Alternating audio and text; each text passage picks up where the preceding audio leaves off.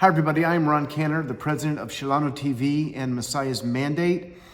And I want to share with you 15 facts that you're never going to hear in the mainstream media about the Israeli-Palestinian conflict. This is something that I wrote many years ago. It's gone around the world. It's helped so many people. It's really simple. It's just history. The problem is most people don't know it.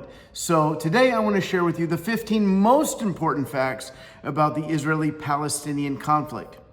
You know, I wrote this initially because many years ago I was watching the news, and I don't know if you guys remember, there was somebody by the name of, her name was Helen Thomas. She was a White House correspondent. She was over 90 years old, I think. And everybody knew who she was, and they put up with her. But she was quoted as saying that the Jews need to get the beep out of Palestine. Unfortunately, that was the end of her career. There was so much backlash. But somebody was making fun of her on another news network, and they said that she's so old that she remembers when Palestine was a nation, meaning before 1948, before Israel came in and took Palestine from the Arabs and changed the name to Israel. Now, I was surprised because this gentleman who said it, smart guy, I'm sure he's educated, journalist, probably has his master's degree, and he does not know that there's never been a nation called Palestine. He does not know that the Jews did not take this area where I'm in right now. I am in Israel right now. We did not take it from the Arab people. We did not take it from the Palestinian people. And I wanted to share with you a little bit about history. So let's get right into it. Fact number one, Palestine was, and we're going to go with the glasses for this, Palestine was not an Arab nation in 1948 when Israel was created. The Jewish people did not take somebody else's country. In fact, Great Britain controlled this area in 1948. They were given it after World War I in the late 1920, let's say, at the San Remo Conference. And before that, this region of the world that was called Palestine, and we'll tell you where that name came from in a minute, but Palestine was ruled for 400 years, not by Arabs, but by Turks. There's never been a nation called Palestine. There's never been a government Palestinian. It is a fictitious narrative. And I want to say this from the outset. We're giving you history. I'm sharing with you history, but this is not meant as a slight against the Arab people. There are many Arab believers. There are many Arab Muslims who are going to come to faith. There are many, I know many Arab Muslims that I'm friends with. I am not sharing with you because I believe that Jewish people or non-Arabs are in any way superior. We are all created in the image of God. That's not what this is about. This is merely about history. It's about truth, because what you're hearing on the news is not often accurate. So, Great Britain controlled this region. It was called British Mandate Palestine until 1948 when Israel became a nation. Before that, it was the Turks, not the Arabs, that controlled this. And Palestine has never been the name of any country. So, fact number two, we're going to ask you a question. Where did this name Palestine come from? Well, it came from the Romans. Let's go back to the destruction of Israel. No, not in 70 AD, but the second destruction between 130 and 135. There was an emperor, his name was Hadrian, Caesar, Hadrian, and he thought, I think I'll go and rebuild Jerusalem, and the Jews will probably be excited about that, but he was given counsel that would not be a good idea. Why don't you instead, because these Jews, they're always revolting, they're not great, go ahead and rebuild it, but rebuild it in honor of Jupiter. So that's what he does. He changes the name of Jerusalem to a name that is honoring Zeus. And then he changes the name of the region from Judea to Philistia, or as you might know it, Palestine. Now, just to be clear, he was the Roman emperor. He was not Muslim. There were no Muslims. He was not Arab. He was a Roman. And he borrowed that name from the ancient Philistines. Now, the present day Palestinians, they're Arabs, they have zero ethnic connection to the ancient Philistines. In fact, I may have more connection to the Philistines because I live in Ashkelon, which was once a Philistine stronghold. But the Philistines were wiped out a long, long time ago. Okay, in about 600 BCE. By the Babylonians. So there's no more Philistines, hasn't been for a long, long time. That brings us to point number 3. The UN on November 29th, 1947, they voted for a plan that was called partition. Partition was to take 20% of Palestine. This isn't even in my notes, but let me just share this right now. They were going to take 20%. You say, well, why not 100%? If you want to know what ancient Palestine was, it's not the little sliver, of land that you see called Israel. It was something 80% larger. All of modern day Jordan and Israel was Palestine. And so in 1917, after the war, the British Foreign Secretary issued what was called the Balfour Declaration. And that's where he said that the goal of Great Britain in administrating Palestine is that the Jewish people could come back, that the Jewish people could return to their homeland. Many believers in Britain understood that this is what the Hebrew prophets predicted, and they wanted to be a part of that. So they issued the Balfour Declaration that says that the government, His Majesty's government, is going to seek with all their efforts to create a Jewish homeland. Now, they were clear that we don't want to infringe on the rights of the Arabs. Again, God loves Arabs, God loves Jews, God loves all who are part of His creation. We were all made in His image. But Great Britain said, we want to take this region, 100%, all of Jordan and all of modern day Israel, and within that, we want to create a Jewish homeland. And then in 1920, that Balfour Declaration at the San Remo Conference. What was the San Remo Conference? Well, again, I'm getting a little bit ahead of myself, but this region, the whole Arab region, was what was called the Ottoman Empire. It was under the control of Turks. They lost World War I. So now the Allied forces, which were primarily the United States and Europe, are like, what do we do with the Middle East? So the San Remo Conference, we'll talk about that more in a minute, was to figure out what to do with the Middle East. Part of what they said was Great Britain would have administrative control over Palestine, which was all of the land east of the Jordan River and west of the Jordan River, Jordan and Israel. And they were going to make a Jewish homeland. And so in 1922, I believe, Great Britain decided, you know what, we're going to take 80% of that land that we promised to Israel, and we're going to create, because oil is becoming something that everybody needs, and it's all over the Middle East. And so they decided that they're going to create a brand new Arab nation called Transjordan. Understand, Jordan, which you know as Jordan, is a brand new nation, shiny brand new in terms of world history. And so they create Transjordan, and then in 1946, Transjordan becomes Jordan, and it becomes the independent kingdom of Jordan. So that was made on 80% of the land that Great Britain had promised to create a homeland. Well, you say, well, wait a minute, that's good, because that is Arab land. Understand, Arab land is virtually the entire Middle East, and Palestine is just a very small, maybe 5% of the entire. And when I say Palestine, I mean all of Israel and all of Jordan, 5% of the Middle East. So they were saying, out of all these former Turkish lands, we're going to take 5%, we're going to make a Jewish homeland, and then they took 80% of that 5%, leaving about 1% left for the Jews, and they create Transjordan, which becomes Jordan. Then, and this is where I want to get to, point number 3. In 1947, November 29th, the United Nations votes on something called partition. So what do? They take the remaining sliver, the remaining 20% of ancient or historic Palestine, and they cut it in two, and they said, we are going to, let me back up real quick. I want to say this real quick. We got to get this in the record.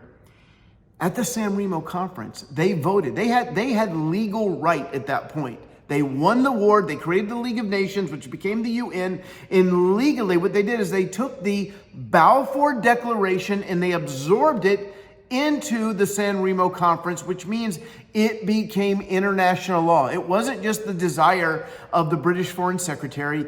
It became international law in 1920 that ancient Palestine, all of Jordan, and all of Israel, at least part of somewhere in that, or maybe all of it, a little bit unclear, I just want to be 100% honest, would become a homeland for the Jewish people.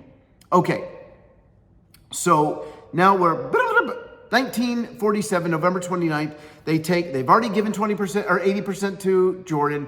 They take the final 20% that we were hoping would be a Jewish homeland, and they cut it again. So now Israel's going to get 10% of what was originally promised, and the other 10% would go to Arabs on this side of the Jordan River. So I'm not using the word Palestinian because there were no such thing as Palestinian Arabs at that time.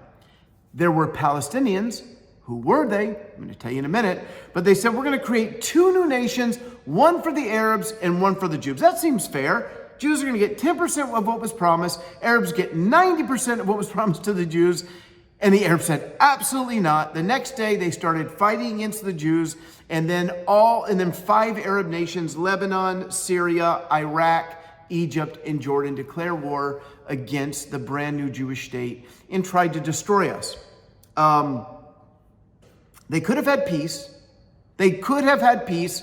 You know, when you look at this whole situation and the whole world is so angry at Israel, isn't it interesting how quickly the narrative had turned from Hamas, Nazis, killing, murdering, raping, just so quickly to it's evil Israel again? But the fact of the matter is in 1948, there could have been peace.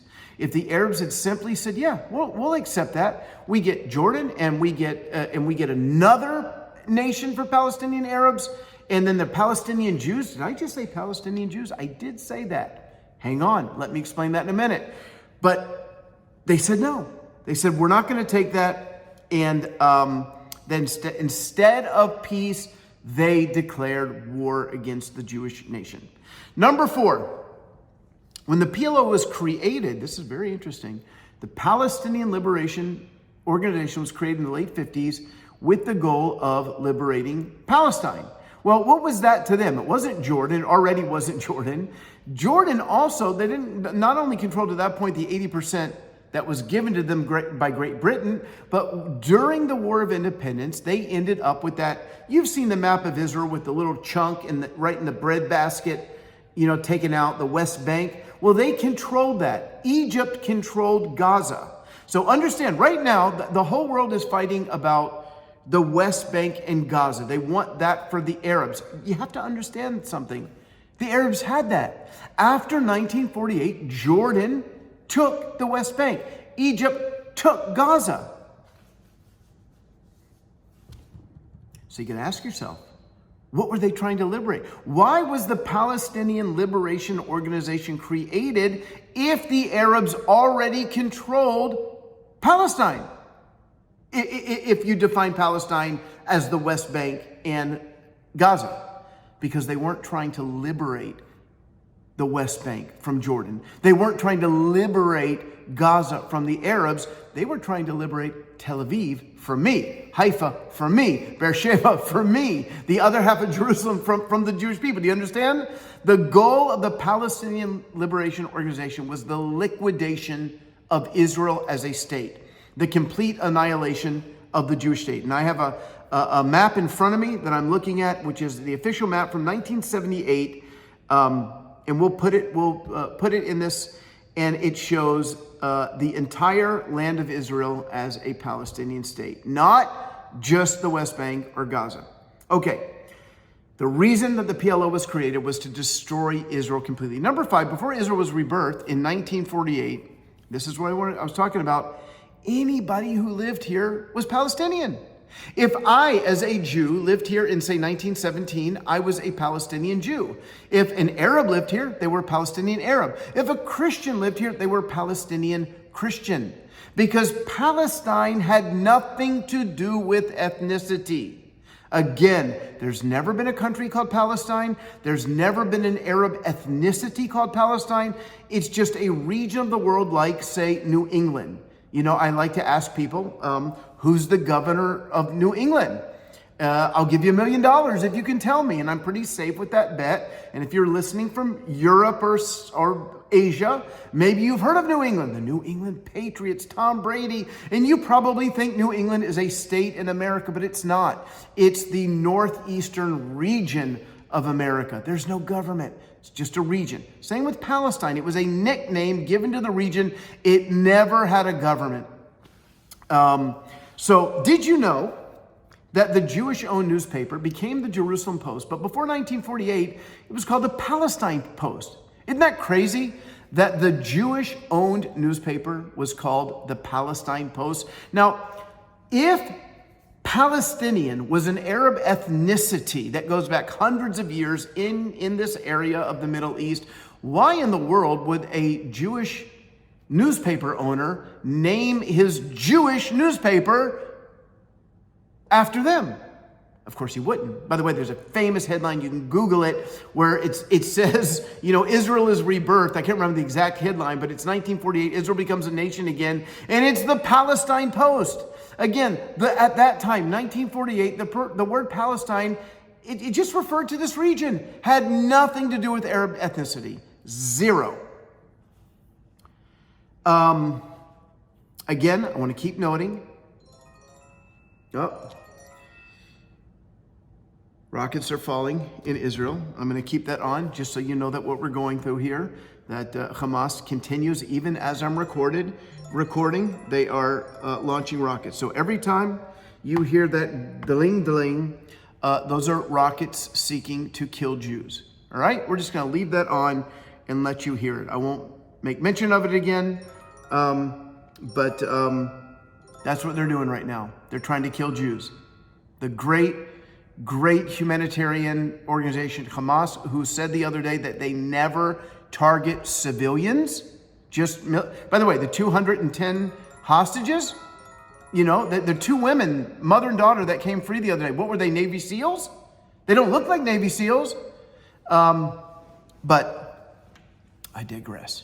I want to say this, even as we're talking about how evil Hamas is, God created human beings, Arab, Jews, the whole world in his image. As believers, our goal is to win them to Yeshua, Jew and Arab together. This is about history. This is not a diatribe against Arabs. This is about the history of the region. Okay, where are we at? Number 6. Jerusalem was the capital of Israel under King David. It goes back over 3,000 years. It's never been the capital of any other country, including Palestine, because there's never been a country called Palestine. In other words, you're not going to find these words in the Quran. If I forget thee, O Jerusalem, let my right hand forget her cunning. If I do not remember thee, let my tongue cleave to the roof of my mouth. If I prefer not Jerusalem above my chief joy. Psalm 137, 5 and 6. It's in the Hebrew Bible. The Ottoman Empire ruled over this region for 400 out of their 500 years, and it meant nothing to them at the time. When Mark Twain visited Palestine in the 1850s or so, 1860s, something like that, he was stunned. He was hoping, coming to the Holy Land. And he says, quote, "It was desolate country whose soil is rich enough but is given wholly over to weeds." What does that mean? It means you could have a great farm. It's beautiful today. If you've seen any of the videos of me at the Moshav down at my brother-in-law's house with the crops behind me, Israel is a rich land of milk and honey. But during the 400 years of the Ottoman Empire, it was a wasteland. They didn't care about it. If Jerusalem was so important to Islam or to the Arab people, or if there was a such thing as a Palestinian Arab ethnicity, why didn't they take care of it during that time? Because it wasn't. It was just simply part, and you can go back into history, the Mamluks, before the Turks, before that you had Crusaders and the Muslims, before that you had the Roman Empire, before that you had the Jews, then you had the Greeks, the Babylonians, the Persians, Abraham. There was never a Palestinian entity. It is, as Newt Gingrich said, the Palestinian narrative, it's an invented narrative. God loves them. They're humans.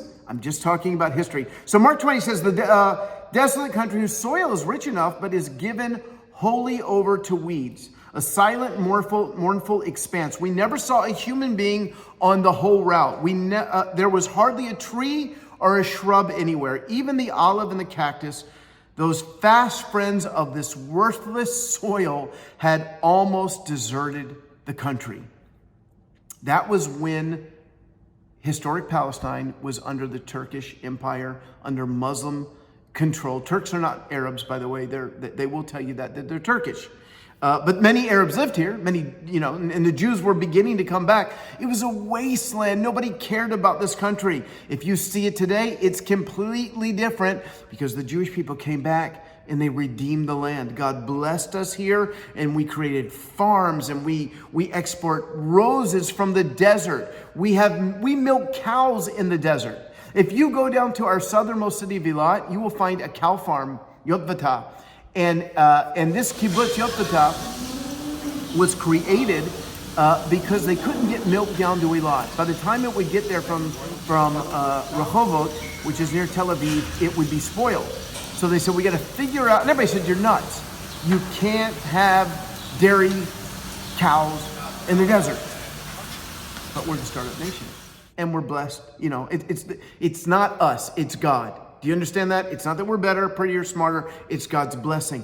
We got dairy cows, yogurt and milk and cheese in the desert. The desert is blooming, as Isaiah prophesied in chapter 35. So it is no longer desolate. And during that time, Jerusalem, Israel, this area was not important at all. It was only after the Jewish people began to come back. And let me note that this land was not stolen. Every piece of real estate was purchased with money. There's something that we call kakal, Keren Kayemet in Hebrew, but in English it's the Jewish National Fund. Money was raised all over the world, and the JNF bought these lands. And what would happen is Jewish people would come back from all over Europe. David Ben Gurion, he was our first prime minister, talked about his first night here as a young man, that he laid on the ground in Jaffa and looked up at the stars. Within a few days, he was on a kibbutz clearing rocks. That's what you had to do, because the land, the soil was fertile, but it was full of rocks. And it was in the north, malaria-infested swamps where they planted eucalyptus trees to drain this. People died. They died. Dozens and thousands of Jewish people died just making this land farmable. And they paid for the land. It's important to note that in 1919, there were about 500,000 Arabs in the land that would one day be called Israel. By 1948, there were 1.3 million Arabs. That means that they more than doubled. 800,000 Arabs came from other places into Israel during that time, which again, further proof that there is no native ethnic Palestinian entity in this area. Why did they come? Why would suddenly Arabs come from Syria and Jordan and Lebanon and other places to this area? Because of jobs. The more the Jewish people came back, the more they purchased land, the more they started farms, the more there were jobs available here. And so Arabs began to immigrate to this region from all over the Middle East. Okay, let's keep going. Number 7. When Israel captured Jerusalem in 1967, it was not from Palestinians. It was from the Kingdom of Jordan. Jordan controlled the West Bank from 1948 to 1967. Now, it's interesting. During that time, from 1948 to 1967, when Jordan controlled the West Bank, nobody called for a Palestinian state. Nobody was railing against the Jordanians. How dare you? You've stolen that land from Palestine? No, it was Jordanians, Palestinian. It's the same. They're the same people. They're the same ethnicity. That's why there was no great outcry. Same with the Gaza Strip. Nobody asked for Gaza to become an independent state when Egypt controlled it. And it should be noted that when Egypt controlled Gaza, it was like a prison. The people were not happy there. The border, just like today, You do understand there are two borders into Gaza. There's the Israeli border and there's the Egyptian border. Why isn't AOC, Ilhan Omar, Rashida Tlaib, Cori Bush, why are not these left-wing politicians who tend to hate Israel, why are they not angry at Egypt for not opening up their border to the Palestinians? Egypt and Jordan said as of a week ago, we will absolutely not take in Palestinian refugees. Where Israel is saying, we don't want to hurt you. Please get to the south so that we don't hurt you. Egypt's like, no way you're coming out. They thanks to the U.S. president putting pressure on Egypt, they have opened their border, I believe, to a limited number of Palestinians to come in there. But why just Israel? Why are you just mad at Israel? It's such utter hypocrisy. All over you've got the Syrian regime, which just murdered. I know there are 10 million refugees. I think it was over 1 million people that were killed during the Syrian civil war. You didn't care about Palestinians then. You know that there are Palestinian refugee camps in Syria that were decimated during the Syrian civil war, starting in 2011. Where were the politicians? Where was the outcry? Nobody cared. And they should have cared, because these are people made in the image of God. And it's not right that the Syrian government just murdered them. But if somebody stubs their toe in Palestine, or rather in Gaza, and you can blame Israel, that's international news. Then Ilhan Omar is tweeting up a storm. Isn't it interesting that the first words that these people had to say about this whole conflict doesn't even mention the atrocities of Hamas? Rashida Tlaib, took her a few days to even say anything about it. Same with Ilhan Omar, and they never mention Israeli women being raped.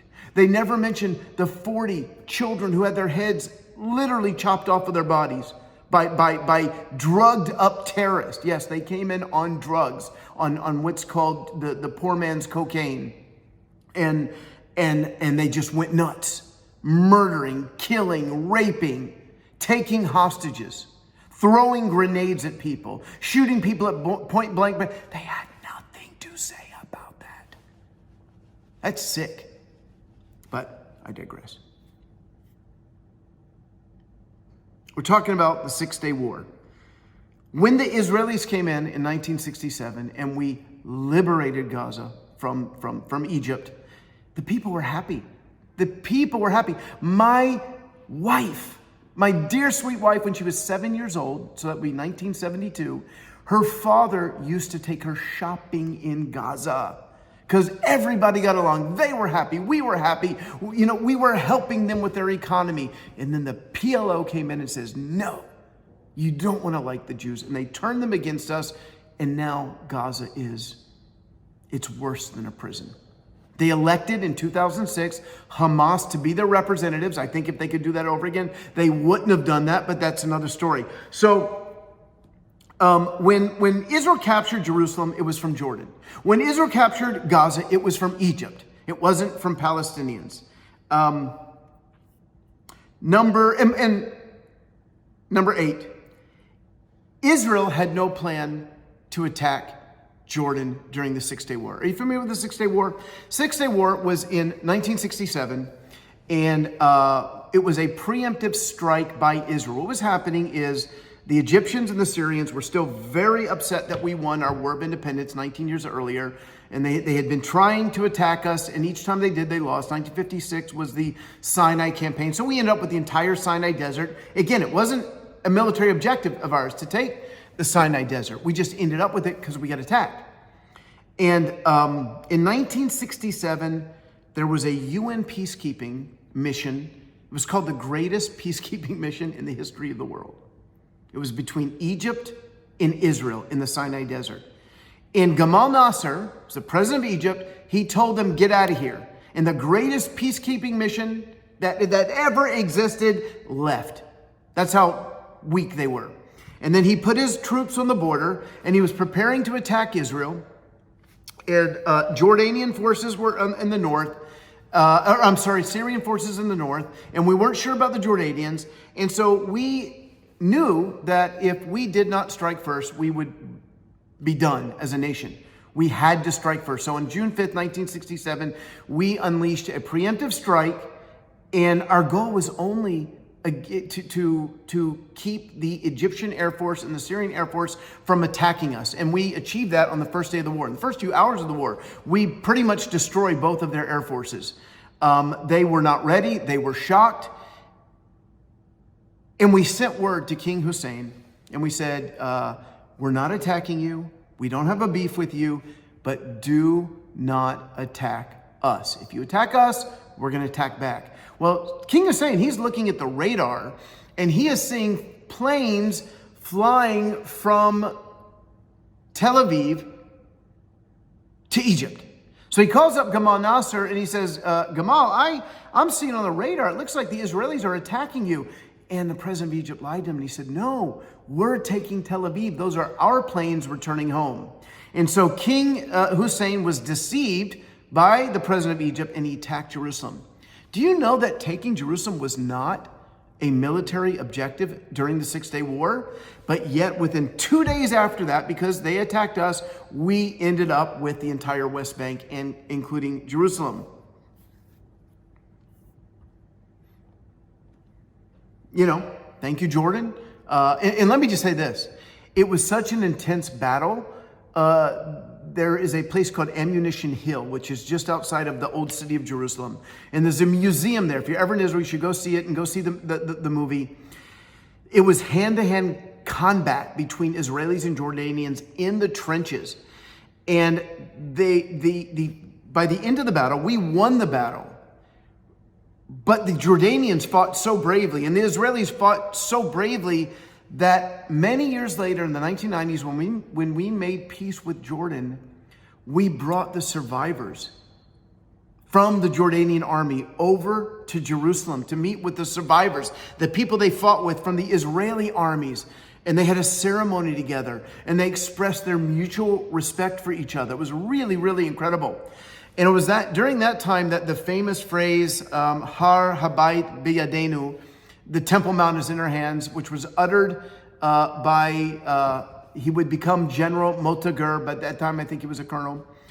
And that's when those words became famous, because Motagur and his unit, they won that battle at Ammunition Hill, and then they went up onto the Temple Mount through the Lion's Gate. And he's telling the record. It's really incredible, because it was 1967 when, they didn't have iPhones and they couldn't record. Somehow we have that recording on tape. And he gets up on top of the Temple Mount, and he can't believe it. It's like, the Jewish people have come home. They're in Jerusalem. And he says, Har Habayit Biyadenu, Har Habayit Biyadenu, the Temple Mount is in our hands. They put up an Israeli flag on the Temple Mount. And Moshe Dayan, it's another long story, made them take it down, because he did not, I don't know if that was probably a wrong move, but when the IDF soldiers began to hear from all over the world that the Jewish people, that the IDF had taken Jerusalem, lots of them left their posts where they were fighting, and they streamed into Jerusalem. Many of them began to weep, and they said, many of them said, I'm not religious. I don't even believe in God, but I can't stop, I'm having this religious experience. So whether they believed in God or not, God was moving on their lives.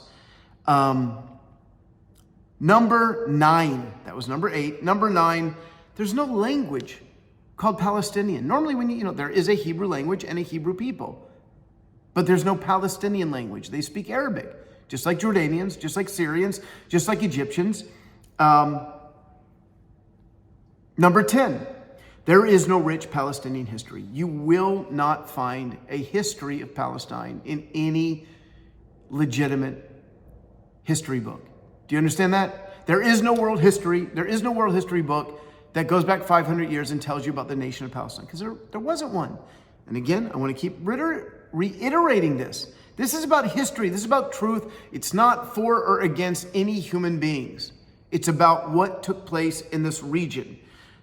I think I said it earlier, Newt Gingrich, former Speaker of the House of the United States, said that the Palestinian people were an invented people. And there's nothing wrong with that, by the way. There are nations that were, America was an invented nation. It was invented by English people living in the Americas who decided they didn't want to be under England anymore. People do that all the time. Every nation at one point or time was invented.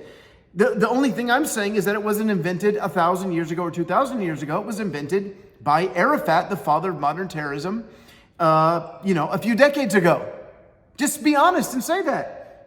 Israel became a nation. God invented Israel when he called Abraham. Every nation at one point in time was invented. Do you understand what I'm saying? So, number 11, Palestinians are Arabs, indistinguishable from Jordanians, Lebanese, Iraqis, etc. Number 11A, did you know that most of the Arab countries here in the Middle East are new? Did you know that? Jordan was created in 1922 by Great Britain. It achieved independence in 1946. Again, it was created on 80% of the land that Great Britain had promised to the Jewish people. The Syrians were under French control until 1946 when they achieved independence. Did you? Syria, just since 1946. You probably thought the hundreds and thousands of years. No, 1946. Lebanon achieved independence, I believe, from France. Also in the 1940s, 1943. Iraq did not become an independent nation until 1958. All these nations are brand new because they were part of the Turkish Ottoman Empire. In the San Remo Conference, which I mentioned earlier, the goal of that was to figure out what to do with the former Ottoman Empire. And they carved it up. Great Britain got some land. The French got some land. And then eventually those nations became independent nations. So the fact that Israel is a new nation born in 1948 should not concern you whatsoever. I'm serious. I have learned that whenever I mention a certain country north of here, sometimes a certain woman that is in my computer thinks I'm calling her name, and sometimes she talks. So I won't mention that nation again. So where are we at? Number 12. The total landmass of the Arab states, and again, I'm not even referring to other states in the Middle East like Iran and Turkey, which do not consider themselves Arabs. Turks are Turks, and the Iranians are Persians. 98.4% belong to the Arab countries. 1.6% belong to the Jewish people. That's what you're arguing over right now. That is what people are dying over right now. Imagine if the Arab countries could absorb the Arabs that live here into their 98.4% and let the Jewish people have their 1.6%. And by the way, I said something earlier. I wanted to come back on, and Siri interrupted me.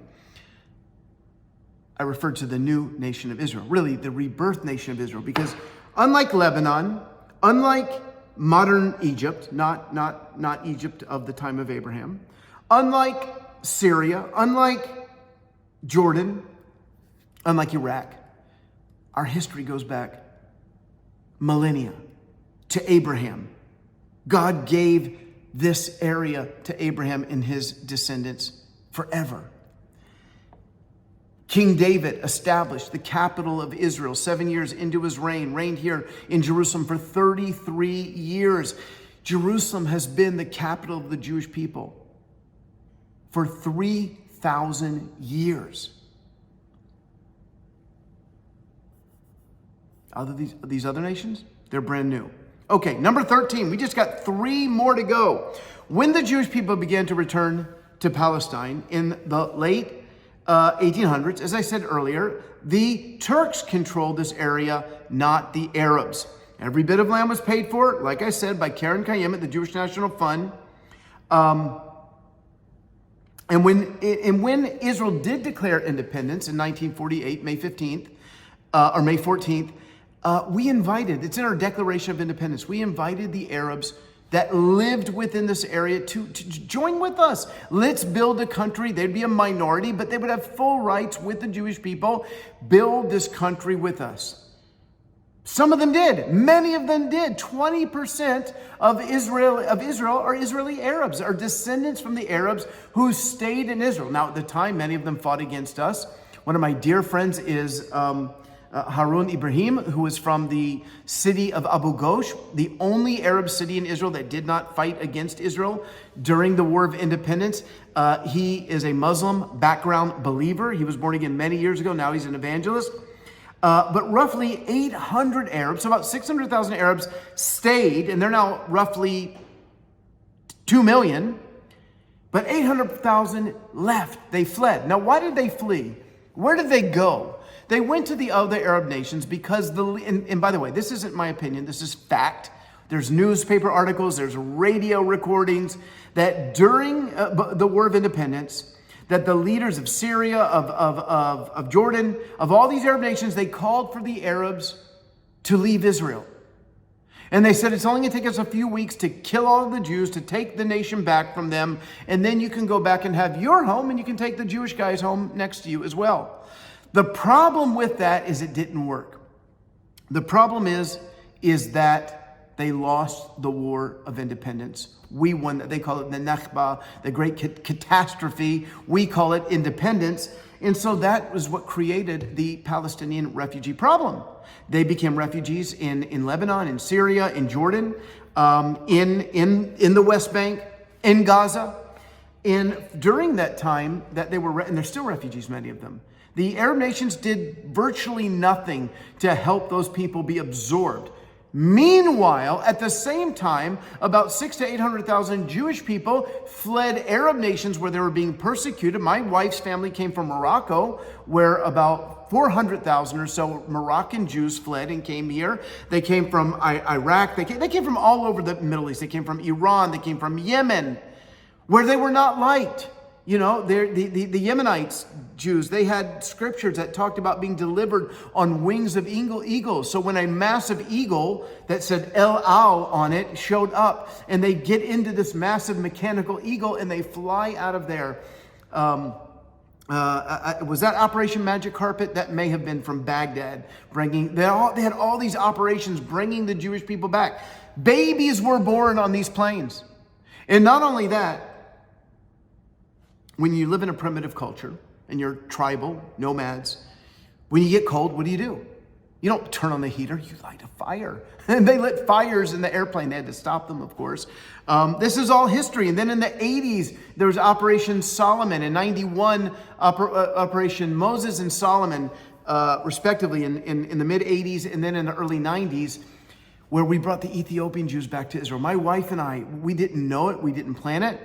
But my first time that I had no idea, but when I landed here in 1991, it was literally at the same time that thousands of Ethiopian Jews had been secretly transported from Ethiopia to Israel. Wherever you walk in Israel now, you see dark-skinned African Jewish people from Ethiopia. It's really, really awesome. But those 800,000 Arabs became refugees. Israel absorbed the 600,000 to 800,000 Jewish refugees that came from the Arab world. Do you understand that? We didn't put them in refugee camps. We didn't say that you're just going to have to sit there and we're going to use you as political pawns to get back at Iraq or all these other nations. No, we're going to absorb you as part of the country. And now many of those people are doctors, lawyers, or have other jobs. They're part of the country. Alavai, we say in Hebrew, would it be that the Arab nations had absorbed the 800,000 Palestinian refugees? Number 14, and I already really have shared this, I got into it earlier, that Israel was a swamp-infested wasteland that no one, including the Arabs, cared about in the 1800s. It wasn't until the Jewish people came back and began to rebuild this land. It suffered absolute neglect. And now, if you've ever been here on a tour, it's beautiful. It's blossoming. Number 5, the significance of Jerusalem. The word Jerusalem or Zion appears nearly 1,000 times in the Hebrew Bible, in the New Testament. The word Jerusalem or Zion appears exactly 0 times in the Quran. Jerusalem is not important to Islam, and it wasn't important until it became re-important to the Jewish people and the nation of Israel rose again. I want to say again, this is not about any type of Jewish superiority. We don't believe in that. We hate racism. We love Arabs. We want to see the gospel go to Jewish people, to Arab people. This is about history. Because right now, there is a narrative out there that says that the Jewish people came in here in 1948 and stole a country, that we're imperialist. By the way, if we are imperialists, we're really bad because we've been giving up more land than we've been taking. We control the entire beautiful Sinai Desert. If you've ever been into Sinai, Sharm el-Sheikh, into the coastal city of Eilat, you can see right into Egypt. It's a beautiful desert. We gave it's bigger than the entire state of Israel, and we gave that back to Egypt in 1979 in exchange for peace. We gave southern Lebanon. We controlled a portion, I think it was 20 kilometers of southern Lebanon, and stupidly, we gave that back. Now, why you say it's Lebanon? It's not stupid. You should have given it back. Well, the problem is we gave it back to Hezbollah. We didn't give, do you understand that the Lebanese government is pretty much a failed government. They are under the control of Hezbollah. They have Hezbollah people in their parliament. And Hezbollah are their terrorists, murderers. They're bloodthirsty. We have a thing in Israel that it's wrong to refer to non-Nazis as as Nazis. Like when somebody jokes and says, "Oh, that guy, he's, what do you think of the Gestapo?" We don't ever do that. We don't make jokes about the Gestapo. We don't make jokes about the SS or about Nazis. We reserve the word Nazi for actual Nazis. But I can tell you, Hezbollah, they're Nazis. Hamas, they're Nazis. Meaning that what did the Nazis do? They didn't fight a war against the Jewish people. They led more rockets are falling. They led an inhumane terror campaign against the Jewish people. They did medical experience. I met a friend of mine, Bjorn from Marseille in France. He's originally from Germany. And God, he just put the Jewish people on his heart. He's a pastor. And he thought maybe the reason I love Israel so much and I want to help in Marseille, there's, I believe 90,000, 10% of the city are Jewish. And he wants to help the Jewish people. He said, maybe I have Jewish roots. He did a DNA test, no Jewish roots. And he did some research and he found out that not only was he not Jewish, but that his grandfather was a Nazi. Not only was his grandfather a Nazi, but he was a Nazi doctor. He was one of them, like Joseph Mengele, who did experiments on Jews. And the reason that God had put the Jewish people in his heart was to repent for the sin of his ancestors, for the sin of his bloodline. And so that's now part of his testimony. That he, a German living in Marseille, France, loving the Jewish people. But what Hamas did last week, that was not an aberration. That is who they are 2 weeks ago. That's who they are. They're killers. They are murderers. The only reason that you haven't seen those types of atrocities is because they never had the opportunity before. They had the opportunity because our guard was down here in Israel. We have made in Israel a lot of mistakes over the last year, and we were uncovered. We were uncovered spiritually, and we were uncovered on our border. And as a result, I was watching the video of it today. It's just, it's harrowing watching thousands of Hamas operatives who have been well-trained just pouring over the border into Israel. And then what happened is a lot of Palestinians who were not trained as part of the mission, they just got excited and came over with them.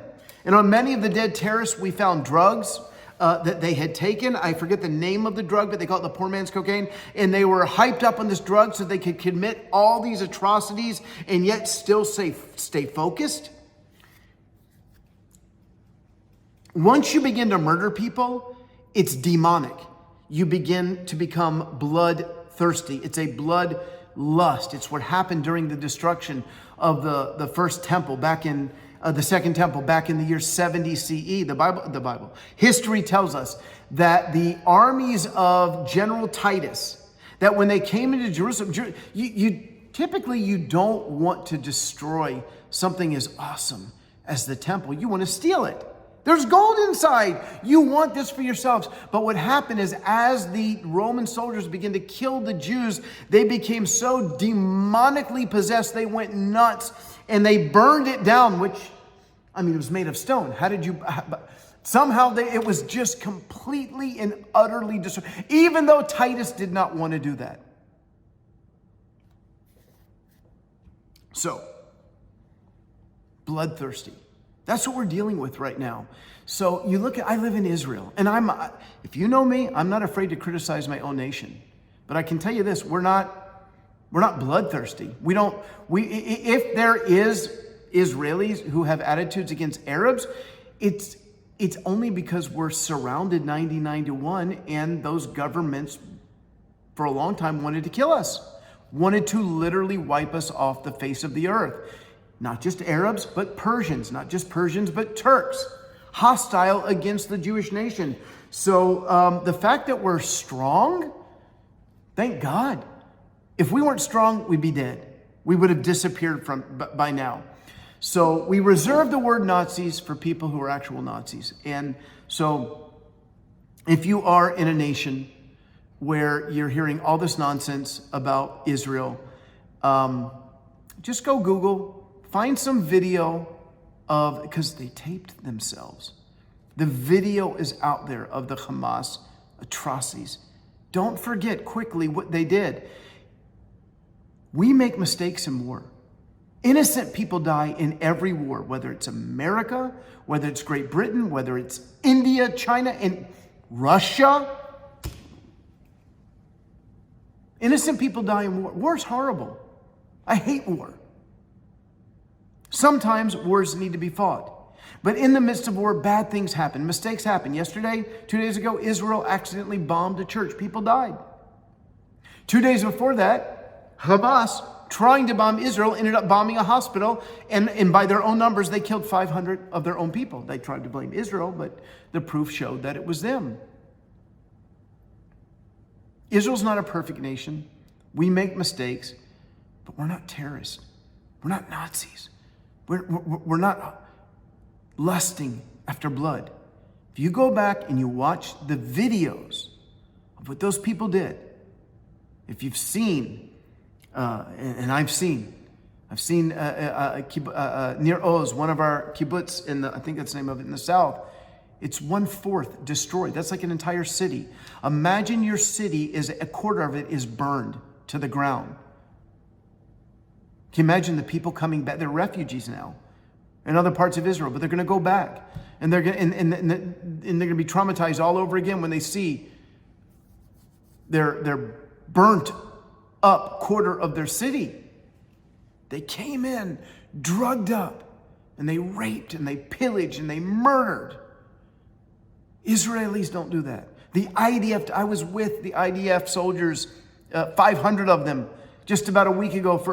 There was a cookout just because of many of us who aren't fighting wanted to bless them. We had this cookout. Our ministry paid for all the drinks. We're dancing and we're singing, and there was no talk of revenge.